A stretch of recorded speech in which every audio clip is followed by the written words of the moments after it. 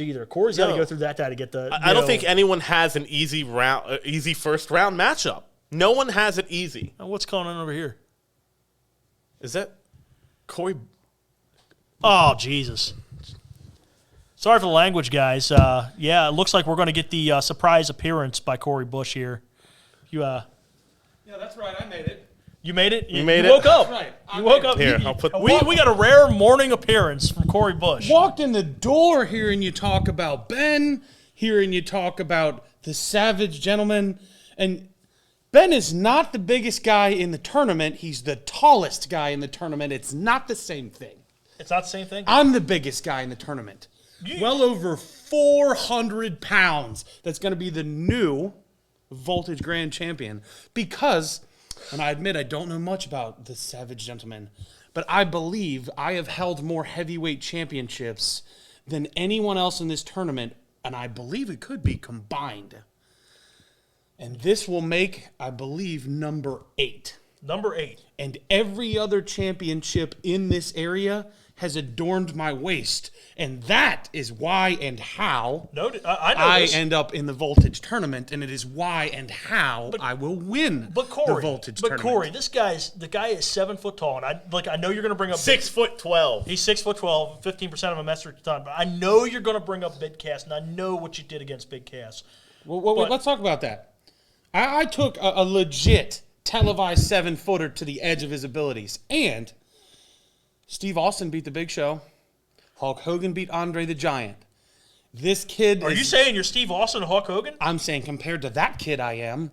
He's been in the ring all of 10 minutes, and I've been in the ring over 10 years. And everybody banking and everybody looking at him as the thing they have to overcome has finally got under my skin. My dad's talking Ben shit, Bishop Dad. is not the guy to beat in this tournament. Cory Bush is.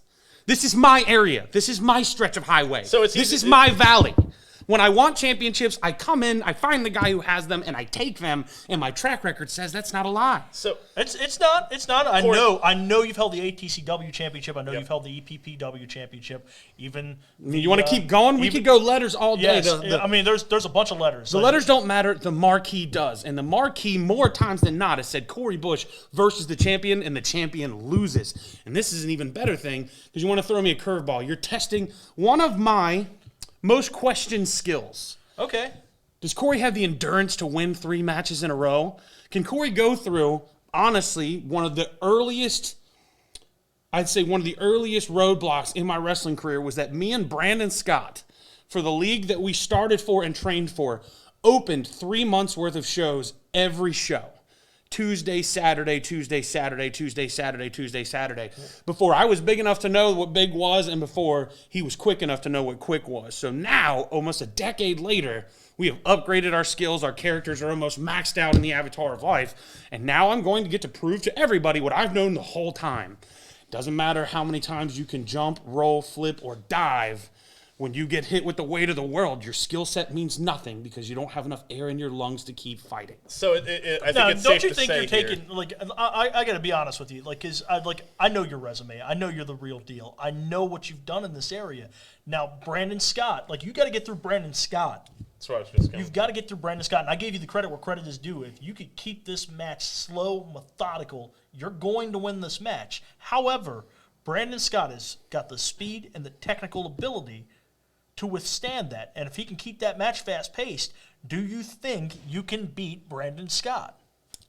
Technical ability almost to me sounds like planning. Like your technical ability is your way to plan your way around a match. And Mike Tyson said it before. I think even John Cena said it once upon a time. Tim Simmons says you can go with anyone. Everybody's got a plan until they get hit. And I know Brandon Scott's going to come in trying to work circles around me, and everybody may even think that's possible. But the best thing about wrestling is that it's not basketball, it's not baseball, it's not tennis. I don't have to wait and try to catch up to somebody in a foot race. Eventually, he's got to get close enough to hit me.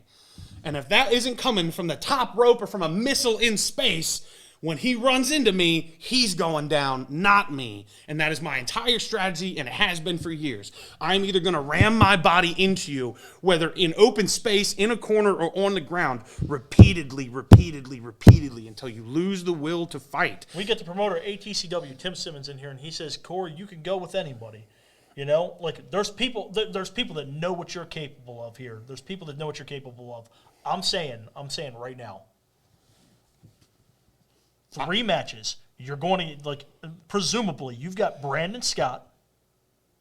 You've got either Miles Millennium or Sickened. And then you've got to deal with either. Then you got to go to the finals. Raditz, Mad Max Morrison, Big Trouble Ben Bishop, or Victor Benjamin. How are you not worried?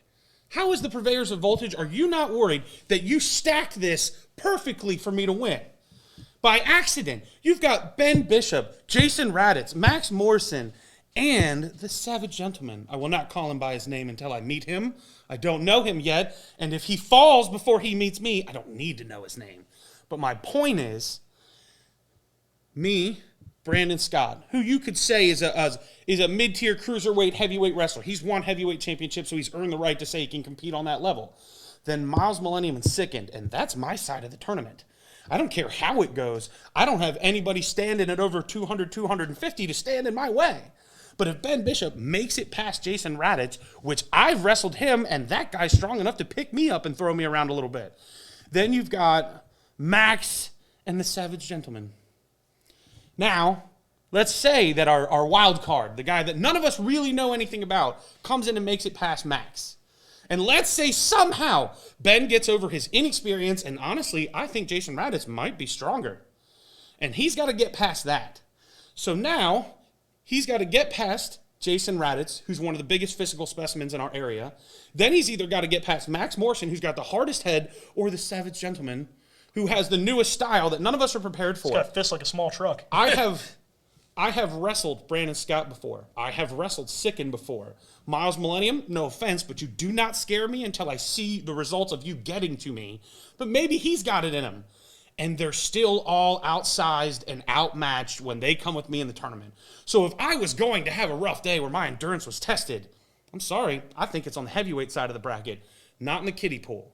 And Brandon Scott is going to be the first sacrifice on the altar of the championship reign that I will have. Because for years, people have asked us questions. For years, what's it going to be like when you guys, in your elevated forms, go head-to-head?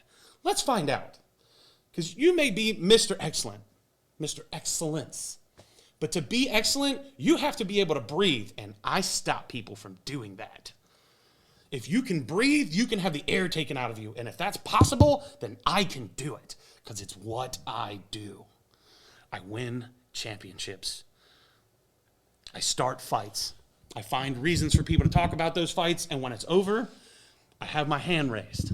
All right. That's how this works. That's what you brought me in for, and I'm more excited because I haven't heard a word of anybody worrying about me. I've seen Ben, and I've seen the Savage Gentleman, and I've seen them talking on Twitter, and I've seen the buzz going around. And what I haven't seen is anybody worried that Cory Bush is going to break some ribs and change some minds. And that's fine, because it has been long and far in between when I got a twinge that I might be an underdog in something. That's a little Do scary. you think I'm an underdog? That's a little scary. Do you think I'm an underdog? I mean, let's face it, you guys put the tournament together. You want to see what a clash of real champions in this area is like. I'm going to show you. I'm going to show you by using my first 2 rounds as lawn darts to get to the finals against whichever one of those heavyweights makes it in there with me. Those are warm-up rounds. I'm going to crush bodies like appetizers to a meal that the main course of is me crushing your 7-footer, crushing your hard-headed headbanger, crushing Mr. Ruthless, or crushing the Savage Gentleman. I'm making a statement that COVID's gone and Cory's back. So you guys have fun with the rest of the show.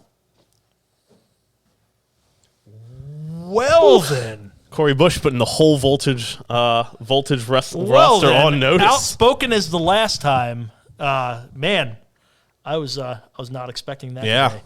I was not. Ladies and gentlemen, Cory Bush, can he win the Voltage Wrestling Grand Championship. We are going to find out June 5th, Martinsburg, West Virginia, O'Connell's Irish Pub as Voltage Wrestling presents the shocking debut